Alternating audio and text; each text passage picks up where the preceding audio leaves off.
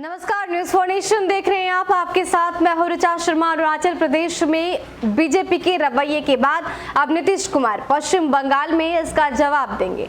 जी हां, बीजेपी के इस रवैये के खिलाफ नीतीश कुमार पूरी तैयारी कर रहे हैं और खबर ये भी सामने आ रही है कि बहुत जल्द नीतीश कुमार की तरफ से बड़ी घोषणा भी की जा सकती है।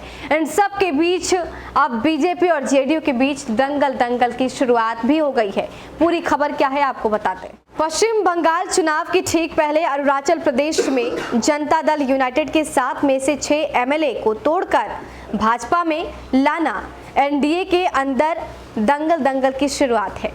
बीजेपी ने इस दंगल की शुरुआत की है और अब आज या फिर कल जदयू इस रिंग में अपने खिलाड़ियों को भी उतारेगा। आज से कल तक जदयू के राष्ट्रीय नेताओं की पटना में हो रही बैठक के बाद इसकी घोषणा कर दी जाएगी और इसके साथ ही बंगाल के रण क्षेत्र की सीधी तलखियां बिहार के भविष्य की नींव भी गढ़ देगी। जदयू की राष्ट्रीय बैठक आज हुई और जिसमें कई फैसले भी लिए गए। वहीं कल कार्यकारिणी की बैठक है। अरुणाचल प्रदेश के जन विधायकों को भाजपा ने अपने पाले में किया, वो भी 26 से 27 को बिहार आने वाले थे। बिहार में 26 दिसंबर को यानी कि आज जेडीयू की राष्ट्रीय बैठक में वो विधायक नहीं होते, लेकिन अगले दिन राष्ट्रीय कार्यकारिणी की बैठक में उनकी उपस्थिति मायने रखती। लेकिन ऐन वक्त पर भाजपा ने सत्ता में रहते हुए अरुणाचल प्रदेश में जदयू के एमएलए को तोड़ा तो नीतीश ने एक तरह से चेतावनी दे डाली कि उनकी बैठक अभी बाकी है, यानी कि उन्होंने अरुणाचल का बदला लेने की एक तरह से तैयारी बता दी है।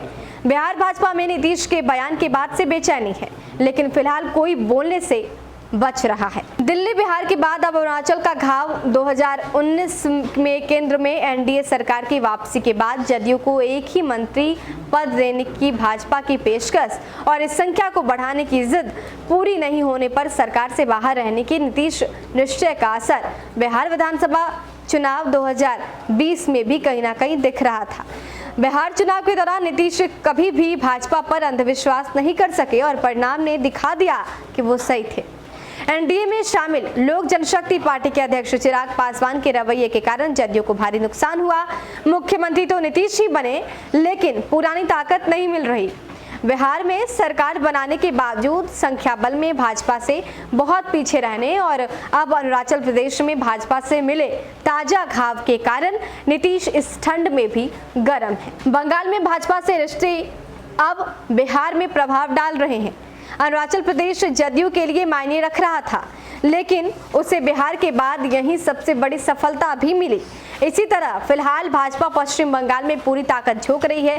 अब पश्चिम बंगाल में भाजपा का गणित बिगाड़ने के लिए जदयू ताकत झोंकेगा और वहां भाजपा विरोधी गठबंधन से जुड़ जाता है तो तलखियां और भी बढ़ेंगी। बंगाल बिहार के बेहद करीब है, भौतिक रूप से भी और राजनीतिक तौर पर भी।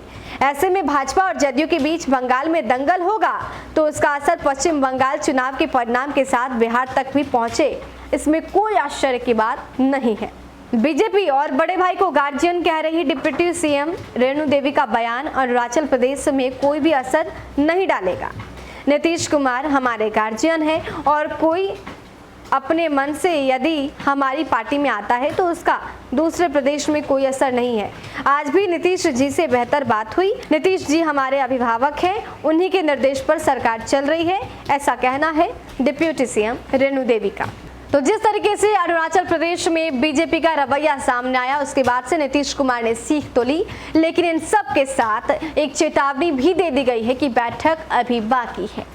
इसके साथ आसार इस बात के भी दिख रहे हैं कि पश्चिम बंगाल में बीजेपी को तल्ख चुनौती जेडीयू देगी और हार का हिसाब किताब भी लेगी। फिलहाल के लिए इतना ही। बने रहे हमारे साथ और देखते रहे न्यूज फॉर नेशन।